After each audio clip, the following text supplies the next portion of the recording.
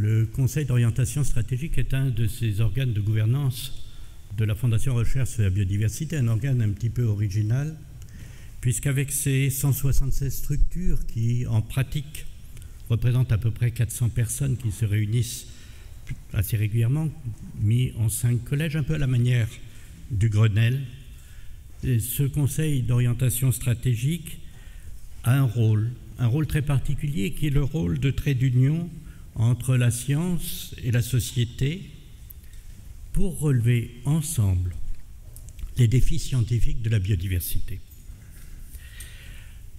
Pour ce qui est de l'événement d'aujourd'hui,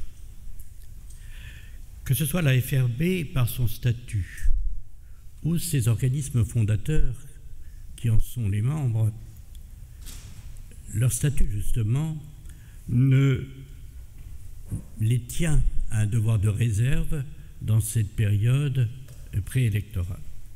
Par contre, l'ensemble de la société civile que nous représentons en tant que Conseil d'orientation stratégique conserve, lui, une totale liberté d'expression et je dirais même un droit d'expression. Un droit d'expression que nous exerçons aujourd'hui sous la forme d'un devoir, un devoir de questionnement. Un devoir de questionnement au service de son objet, c'est l'interface science-société.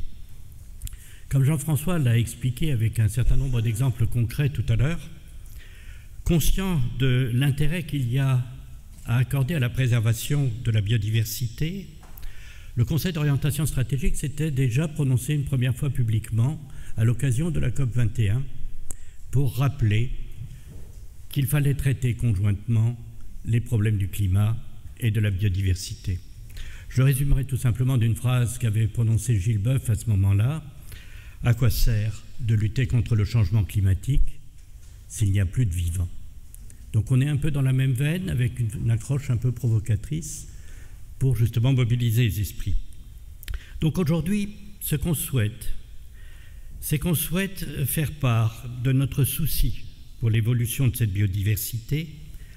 Le souci, donc là je suis un peu dans le négatif, mais aussi dans un aspect très positif, c'est notre soutien à nous tous, à la recherche pour donner aux décideurs les outils d'aide à la décision et les outils d'évaluation nécessaires à leur prise de décision. C'est pourquoi, comme je vous le disais tout à l'heure, nous sommes là aujourd'hui pour écouter ceux qui pourront être les décideurs de demain.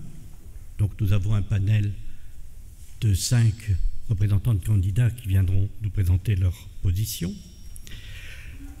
Et ces décideurs de demain, ce qui nous intéresse, c'est de savoir quelle est la place qu'ils sont prêts à accorder à cette biodiversité et à la recherche dans ce domaine, une fois qu'ils seront en responsabilité. Comme le disait Jean-François, le sujet est un peu universel, le sujet, à la limite, on pourrait dire qu'il devrait être transparti. C'est une responsabilité de tout le monde. Ce n'est pas un sujet, c'est un sujet qui devrait faire consensus. Et j'espère que c'est ce que nous entendrons et que c'est la conclusion qu'on tirera en cette fin de journée. Je vous remercie.